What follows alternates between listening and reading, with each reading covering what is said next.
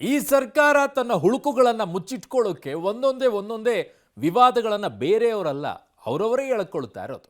ಕಾಲಹರಣವನ್ನು ಮಾಡುವಂಥ ಕೆಲಸವನ್ನು ಈಗ ಮಾನ್ಯ ಮುಖ್ಯಮಂತ್ರಿಗಳು ಮಾಡ್ತಾ ಇದ್ದಾರೆ ಅನ್ನುವಂಥ ಅನುಮಾನಕ್ಕೆ ಎಡೆ ಮಾಡಿ ಕೊಡ್ತಾ ಇದೆ. ಡೈವರ್ಷನ್ ಕೆಲಸ. ಇದು ಬಂದಾಗ ಇದಕ್ಕೆ, ಇದು ಬಂದಾಗ ಇದಕ್ಕೆ, 5 ಗ್ಯಾರಂಟಿ ವಿಚಾರದಲ್ಲಿ ಅಲ್ಲಿ ಇಲ್ಲಿ ಏನೇನೋ ಆಗ್ತಾ ಇದೆ, ದುಡ್ಡು ಬರ್ತಾ ಇಲ್ಲ ಅಂತಂದಾಗ ಹೊಸ ವಿವಾದ, ಒಂದು ತಿಂಗಳಾದ ತಕ್ಷಣ ಇನ್ನೊಂದು ವಿವಾದ, ಹೊಸ ತರ್ತಾ ಇರೋದೆ. ಈಗ ವಿಶೇಷ ಕ್ಯಾಬಿನೆಟನ್ನು ತರಿಸಿದ್ರು. ನಿನ್ನೆಗೆ ಏನೂ ನಿರ್ಧಾರ ಮಾಡಲಿಲ್ಲ, ಬಂದರು ಕೂತರು ಹೋದರು. ಯಾಕೆ ಅಂತಂದರೆ ಒಳಗಡೆ ಜಟಾಪಟಿ ಆಯ್ತಂತೆ. ಲಿಂಗಾಯತ ಒಕ್ಕಲಿಗ ಲೀಡರ್ಸ್ಗಳೆಲ್ಲ ಸಿಕ್ಕಾಪಟ್ಟೆ ವಿರೋಧ ವ್ಯಕ್ತಪಡಿಸಿದ್ರಂತೆ. ಅದು ಯಾವ ಹಂತಕ್ಕೆ ಹೋಗಿತ್ತು ಗೊತ್ತಿಲ್ಲ. ಕೆಲವರು ಜೋರು ಧ್ವನಿಯಲ್ಲಿ ಅಂತಿದ್ದಾರೆ, ಕೆಲವರು ಇಲ್ಲ ಹಂಗೇನೂ ಇಲ್ಲ ಅಂತಿದ್ದಾರೆ. ಬಟ್ ಈಗ ಮೇ 2ನೇ ತಾರೀಕಿಗೆ ಇದು ಮುಂದೂಡಿಕೆ ಮಾಡಿಬಿಟ್ಟಿದ್ದಾರೆ. ಪೋಸ್ಟ್ಪೋನ್ ಮಾಡ್ತಾ ಇರಿ, ಇಡೀ ವರ್ಷ ಪೋಸ್ಟ್ಪೋನ್ ಮಾಡ್ತಾ ಇರಿ, ನನಗೋದಕ್ಕೂ ಸಂಬಂಧನೇ ಇಲ್ಲ ಅನ್ನೋ ರೀತಿಯಲ್ಲಿ. ಬೇಕಾ? ಸ್ಟೋರಿ ನೋಡಿ. ರಾಜ್ಯದಲ್ಲಿ ಮುಗಿಯದ ಜಾತಿಗಣತಿ ಯುದ್ಧ. ವಿಶೇಷ ಕ್ಯಾಬಿನೆಟ್ನಲ್ಲಿ ಯಾವುದೇ ನಿರ್ಧಾರ ಇಲ್ಲ. ಲಿಂಗಾಯತ ಒಕ್ಕಲಿಗ ಸಚಿವರ ತೀವ್ರ ವಿರೋಧ. ಮೇ 2ಕ್ಕೆ ವಿಶೇಷ ಕ್ಯಾಬಿನೆಟ್ ಮುಂದೂಡಿಕೆ. ಇದು ನಾಳೆ ಬಾ ಸರ್ಕಾರ.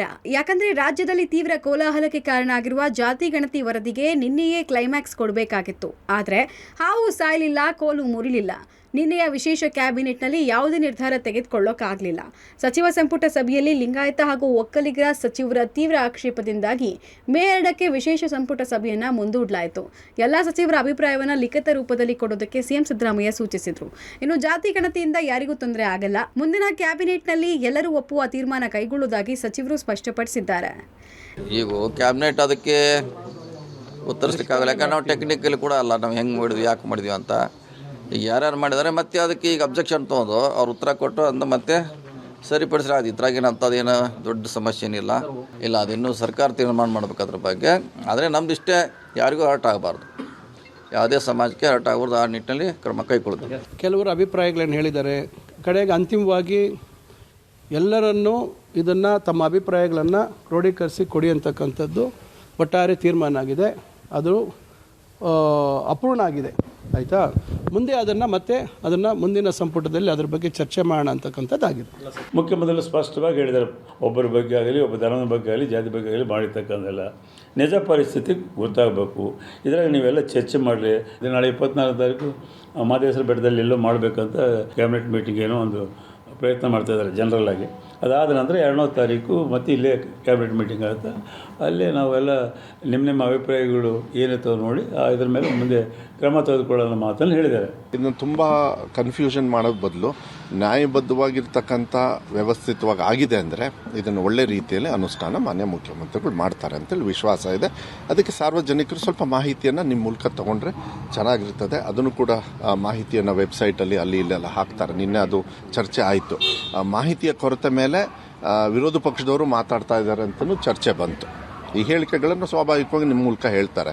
ಅವ್ರು ಹೇಳಿದ ತಕ್ಷಣ ಎಲ್ಲದಕ್ಕೂ ಉತ್ತರ ಕೊಡೋದಕ್ಕೆ ನಾವಿರಬೇಕು ಅಂತ ಹೇಳಲ್ಲ. ಅದು ಸರಿ ಇದೆಯಾ ಅಂತ ಹೇಳಿ ನೋಡ್ಬೇಕು. ನಿನ್ನೆಯ ಕ್ಯಾಬಿನೆಟ್ನಲ್ಲಿ ಜಾತಿ ಗಣತಿ ವರದಿ ಬಗ್ಗೆ ಯಾವುದೇ ಒಮ್ಮತದ ನಿರ್ಣಯ ಆಗಿಲ್ಲ.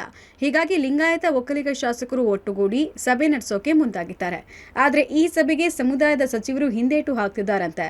ಏಪ್ರಿಲ್ ಕಡೆ ವಾರದಲ್ಲಿ ಬೆಂಗಳೂರಿನಲ್ಲಿ ರಹಸ್ಯ ಸಭೆ ಸೇರಿ ಅಭಿಪ್ರಾಯ ಸಂಗ್ರಹಿಸುವ ಸಾಧ್ಯತೆ ಇದೆ.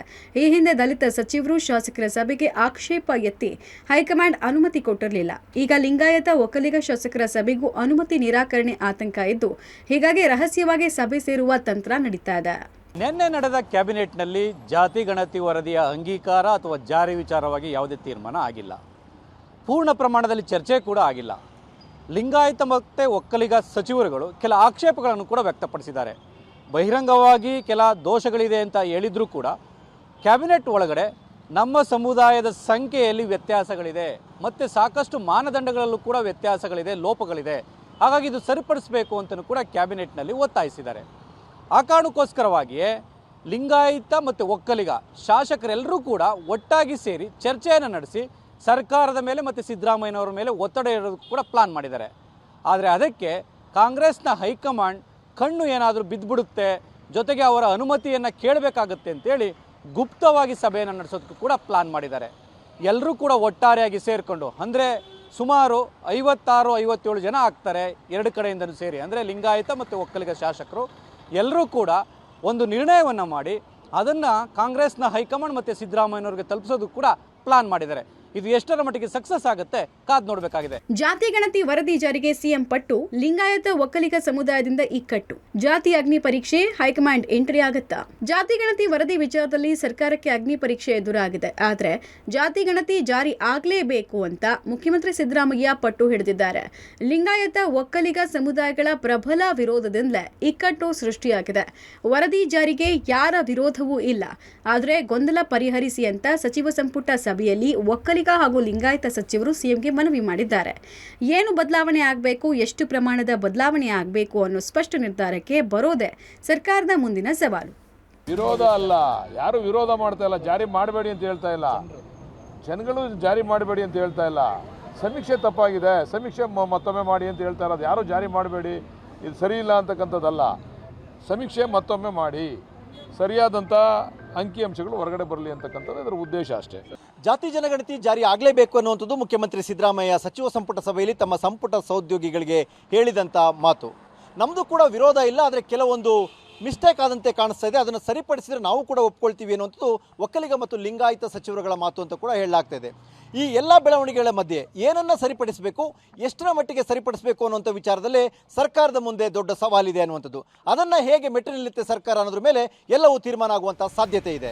ಜಾತಿ ಗಣತಿ ವರದಿ ಅಸಲಿಯಾಟ, ಹೈಕಮಾಂಡ್ ಮುಂದೆ ಸಿದ್ದರಾಮಯ್ಯ ತಂತ್ರ. ಯಾರೆಷ್ಟೇ ವಿರೋಧಿಸಿದ್ರೂ ಹೈಕಮಾಂಡ್ ಕಡೆ ಬೊಟ್ಟು ಮಾಡೋಕೆ ಸಿಎಂ ನಿರ್ಧಾರ ಮಾಡದಂತಿದೆ. ವರದಿ ಫಸ್ಟ್ ಅಂಗೀಕಾರ ಮಾಡಿಬಿಡಿ, ಜಾರಿ ವಿಳಂಬ ಆದರೂ ಪರವಾಗಿಲ್ಲ ಅಂತ ಅಹಿಂದ ಸಚಿವರು ಸಲಹೆಯನ್ನ ಕೊಟ್ಟಿದ್ದಾರೆ. ಹಾಗಾದ್ರೆ ಜಾತಿ ಗಣತಿ ವರದಿ ಅಂಗೀಕಾರಕ್ಕೆ ಹೈಕಮಾಂಡ್ ಗ್ರೀನ್ ಸಿಗ್ನಲ್ ಕೊಡುತ್ತಾ ಅನ್ನೋದು ಕುತೂಹಲವನ್ನ ಮೂಡಿಸಿದೆ. ಹೈಕಮಾಂಡ್ ಮುಂದೆ ಸಿದ್ದು ತಂತ್ರ. ದೇಶದಾದ್ಯಂತ ಜಾತಿ ಗಣತಿ ಮಾಡಬೇಕು ಅನ್ನೋದು ರಾಹುಲ್ ಗಾಂಧಿ ಆಶಯ. ರಾಹುಲ್ ಗಾಂಧಿ ಆಶಯದಂತೆ ಜಾತಿ ಗಣತಿ ಅನುಷ್ಠಾನ ಮಾಡೋಣ, ಚುನಾವಣಾ ಪ್ರಣಾಳಿಕೆಯಲ್ಲಿ ಜಾತಿ ಗಣತಿ ಜಾರಿ ಮಾಡ್ತೀವಿ ಅಂತ ಭರವಸೆಯನ್ನ ಕೊಡಲಾಗಿದೆ. ಆಗ ಕೊಟ್ಟ ಮಾತು ಉಳಿಸ್ಕೊಳ್ಬೇಕು ಎಂಬ ವಾದ. ಒಕ್ಕಲಿಗ ಲಿಂಗಾಯತ ಸಮುದಾಯ ವಿರೋಧ ಮಾಡಿದ್ರು, ಅಹಿಂದ ಸಮುದಾಯ ಜಾತಿ ಗಣತಿ ಪರವಾಗಿದೆ. ಹೀಗಾಗಿ ಜಾತಿ ಗಣತಿ ಅಂಗೀಕಾರ ಮಾಡೋಣ ಅನ್ನೋ ಲೆಕ್ಕಾಚಾರ ಸಿಎಂ ಸಿದ್ದರಾಮಯ್ಯರದ್ದು ಎನ್ನಲಾಗಿದೆ. ಜಾತಿ ಗಣತಿ ವಿಚಾರವನ್ನ ಹೈಕಮಾಂಡ್ ಕಡೆ ಬೊಟ್ಟು ಮಾಡೋದಕ್ಕೆ ಸಿಎಂ ಸಿದ್ದರಾಮಯ್ಯನವರು ನಿರ್ಧಾರ ಮಾಡಿದ್ದಾರೆ ಅಂತ ಹೇಳಲಾಗ್ತಿದೆ. ಕಳೆದ ವಿಧಾನಸಭಾ ಚುನಾವಣೆಯಲ್ಲಿ ಜಾತಿ ಗಣತಿಯನ್ನ ಜಾರಿ ಮಾಡೋದಾಗಿ ಪ್ರಣಾಳಿಕೆಯಲ್ಲಿ ಕಾಂಗ್ರೆಸ್ ಸೇರಿಸಿತ್ತು. ಅದರ ಜೊತೆಗೆ ಹೈಕಮಾಂಡ್ನ ನಿರ್ದೇಶನವೂ ಕೂಡ ಜಾತಿ ಗಣತಿಯನ್ನ ಬಿಡುಗಡೆ ಮಾಡಬೇಕು ಅನ್ನುವಂಥದ್ದು. ಹೀಗಾಗಿನೇ ಜಾತಿ ಗಣತಿ ವಿಚಾರವಾಗಿ ಹೈಕಮಾಂಡ್ ಅಂಗಳಕ್ಕೆ ಇದನ್ನು ತೆಗೆದುಕೊಂಡು ಹೋಗಬೇಕು ಅನ್ನುವಂಥದ್ದು ಸಿದ್ದರಾಮಯ್ಯನವರ ಇಚ್ಛೆ.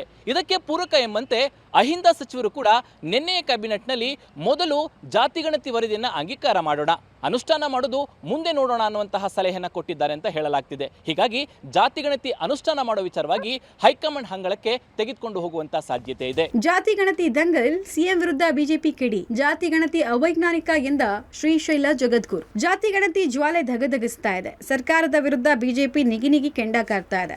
ಈ ಸರ್ಕಾರದ ನಿಜ ಬಣ್ಣ ಬಯಲಾಗಿದೆ. ಈ ಮುಖ್ಯಮಂತ್ರಿಗೆ ಇಚ್ಛಾಶಕ್ತಿ ಇಲ್ಲ, ಹಿಂದುಳಿದ ವರ್ಗಕ್ಕೆ ನ್ಯಾಯ ಕೊಡಿಸುವಂತಹ ಚಿಂತನೆ ಇಲ್ಲ. ನೀವು ನಾಡಿನ ಮುಖ್ಯಮಂತ್ರಿಯೋ ಅಥವಾ ಮುಸ್ಲಿಮರ ಮುಖ್ಯಮಂತ್ರಿಯೋ ಅಂತ ಬಿಜೆಪಿ ನಾಯಕರು ಪ್ರಶ್ನಿಸಿದ್ದಾರೆ. ಜಾತಿ ಗಣತಿ ಪ್ರಾಮಾಣಿಕತೆಯಿಂದ ಕೂಡಿಲ್ಲ, ಅವೈಜ್ಞಾನಿಕವಾಗಿದೆ ಅಂತ ಶ್ರೀಶೈಲ ಜಗದ್ಗುರು ಆಕ್ರೋಶವನ್ನು ವ್ಯಕ್ತಪಡಿಸಿದ್ದಾರೆ. ಈ ರಾಜ್ಯದಲ್ಲಿ ಯಾವುದೇ ಸಮುದಾಯಗಳ ಬಗ್ಗೆ ನಮಗೆ ಯಾವುದೇ ರೀತಿಯ ಕಾಳಜಿ ಇಲ್ಲ. ತಾವು ರಾಜ್ಯದ ಮುಖ್ಯಮಂತ್ರಿಗಳಾಗಿ ಈ ನಾಡಿನ ಮುಖ್ಯಮಂತ್ರಿಗಳು ಅಥವಾ ಕೇವಲ ಒಂದು ಮುಸಲ್ಮಾನ್ ಸಮುದಾಯಕ್ಕೆ ಮುಖ್ಯಮಂತ್ರಿಗಳು ಅನ್ನೋದನ್ನು ನಾನು ಹೇಳ್ತಾ ಇಲ್ಲ, ರಾಜ್ಯದ ಜನ ನಿಮ್ಮನ್ನು ಪ್ರಶ್ನೆ ಮಾಡ್ತಾ ಇದ್ದಾರೆ. ರಾಜ್ಯದ ಮುಖ್ಯಮಂತ್ರಿಗಳ ಸ್ಥಾನದ ಒಂದು ಗೌರವವನ್ನು ಕಳಿಬಾರ್ದು. ರಾಜ್ಯದ ಎಲ್ಲ ಸಮುದಾಯಗಳ ಮುಖ್ಯಮಂತ್ರಿಗಳು ನಾಡಿನ ಮುಖ್ಯಮಂತ್ರಿಗಳನ್ನು ಅರ್ತು ಇನ್ನು ಉಳಿದಿರ್ತಕ್ಕಂಥ ಅಧಿಕಾರದ ಅವಧಿಯನ್ನು ಮುಗಿಸ್ಬೇಕು. ಜಾತಿ ಗಣತಿಯಲ್ಲಿ ಗೊಂದಲದ ಗೂಡಾಗ್ಬಿಟ್ಟಿದೆ. ಈಗ ಪರಮ ಪೂಜ್ಯರಾದಂಥ ಸಿದ್ಧಗಂಗಾ ಮಠ ಅಲ್ಲಿಗೆ ಸೆನ್ಸಸ್ ಹೋಗಿಲ್ಲ ಅಂತ ಗುರುಗಳು ಹೇಳ್ತಾ ಇದ್ದಾರೆ. ಫಿಲ್ ಮಾಡೋಕ್ಕೆ ಶಾಲಾ ಮಕ್ಕಳನ್ನ ಯೂಸ್ ಮಾಡ್ಕೊಂಡಿದ್ದಾರೆ. ಒಂದೇ ಕಡೆ ಕೂತ್ಕೊಂಡು ಡಾಟಾ ಮಾಡಿದ್ದಾರೆ. ಈ 165 ಕೋಟಿ ಏನು ಖರ್ಚಾಗಿದೆ ಅದು ಕೊಳ್ಳೆ ಹೊಡೆದ್ಬಿಟ್ಟಿದ್ದಾರೆ. ಈ ಜಾತಿ ಗಣತಿ ಪ್ರಾಮಾಣಿಕತೆಯಿಂದ ಕೂಡಿಲ್ಲ ಮತ್ತು ಅವೈಜ್ಞಾನಿಕವಾಗಿರುವಂಥ ವರದಿಯಾಗಿದೆ.